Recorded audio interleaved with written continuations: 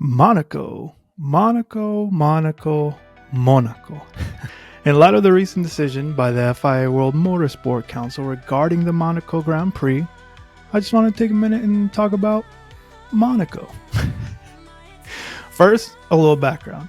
Of course, the first ever Monaco Grand Prix was held in April of 1929 and became a fixture on the F1 calendar in 1955.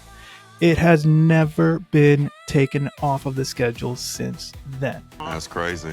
And by most accounts, it is considered one of the most prestigious, if not one of the most important races in the world. Along with the Indy 500 and the 24 Hours of Le Mans, it forms the triple crown of the motorsporting world.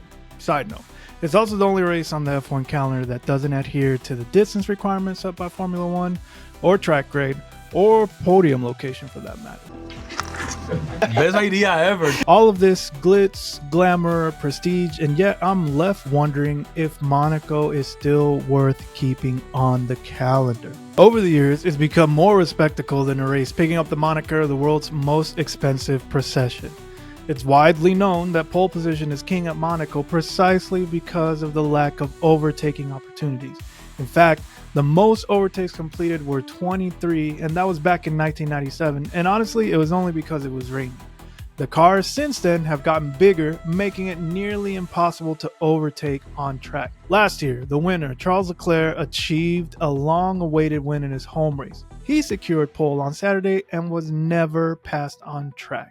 In 23, Verstappen won a rain GP on his way to an unprecedented season. He secured pole on Saturday and was also never passed on track. Back in 22, Checo was able to secure his first and only victory at Monaco. Once again, he secured pole on Saturday and was never passed on track. In 21, Max Verstappen was able to secure a victory in the most weirdly dramatic way possible, and that didn't even happen during the race.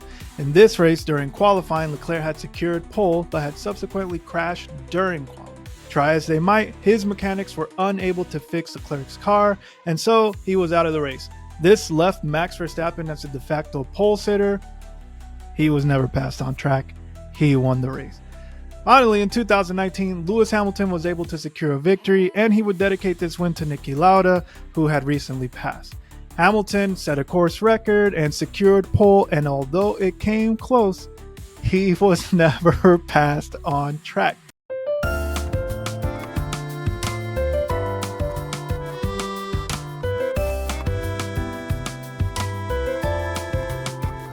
Five races in a span of 6 years, and for the most part, they followed the same formula.